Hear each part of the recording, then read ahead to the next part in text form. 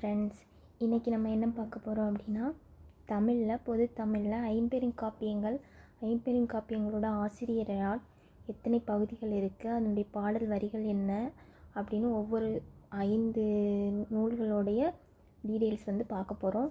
வாங்க பார்க்கலாம். ஃபஸ்ட்டு சிலப்பதிகாரம். சிலப்பதிகாரத்தை இயற்றியவர் யார் அப்படின்னா இளங்கோவடிகள். இளங்கோவடிகள் தான் இந்த கதையை ஃபுல்லாகவே இது பண்ணியிருப்பார்.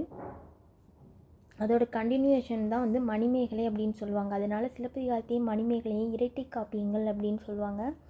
ஸோ சிலப்பதிகாரத்தை இயற்றியவர் இளங்கோவடிகள். 3 காண்டங்கள், 30 காதைகள், 5001 வரிகள் இருக்குது.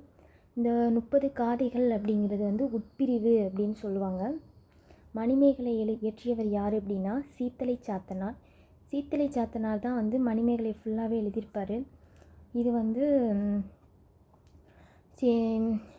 எப்படின்னா சிலப்பதிகாரம், மணிமேகலை இது ரெண்டும் ஒவ்வொன்றும் தொடர்ந்து வந்திருக்கும். அதனால தான் இதை இரட்டை காப்பியங்கள் அப்படின்னு சொல்லியிருக்கிறாங்க. மணிமேகலையோட பாடல் வரிகள் இதனுடைய பகுதிகள் இந்த சிலப்பதிகாரம் மாதிரி காண்டங்கள், காதைகள், உட்பிரிவு அதெல்லாம் கிடையாது. இருக்கா என்னன்னு நமக்கு தெரியல. புக்கில் உள்ள நோட்ஸ் நம்ம அப்படியே கொடுத்துருக்கோம். 4755 அடிகள் அப்படிங்கிறதா மணிமேகலையோட நமக்கு கிடைச்ச ஒரு தகவல். 3rd one Seevaka Chintamani. இதை இயற்றியவர் யார் அப்படின்னா திருத்தக்க தேவர். இதில் 13 இலம்பகங்கள் இருக்குது. நாமகள் இலம்பகம் முதல் முத்தி இலம்பகம் ஈராக 13 இலம்பகங்களை கொண்டது. மொத்த பாடல் வரிகள் 3145. Next one Kundalakesi. இதை இயற்றியவர் நாதகுத்தனார். இதுக்கு எதுவும் நமக்கு தெரியல.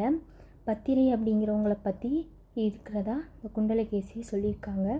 அவ்வளோதான். அடுத்து வளையாபதியோடைய ஆசிரியர் பெயர் நமக்கு தெரியவில்லை அப்படின்னு புக்கிலே கொடுத்துருக்காங்க.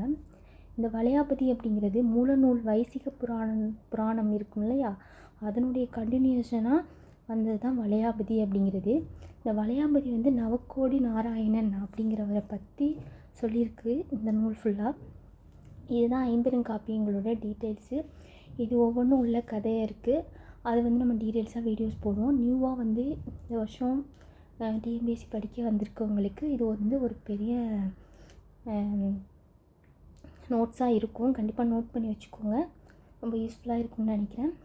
நம்ம சேனல் பிடிச்சிருந்துச்சுன்னா லைக் பண்ணுங்கள், ஷேர் பண்ணுங்கள், சப்ஸ்கிரைப் பண்ணுங்கள். மறக்காமல் பெல் ஐக்கானை கிளிக் பண்ணுங்கள். நம்மளோட வீடியோஸ் எல்லாமே உங்களுக்கு உடனுக்குடன் வரும். Thank you friends.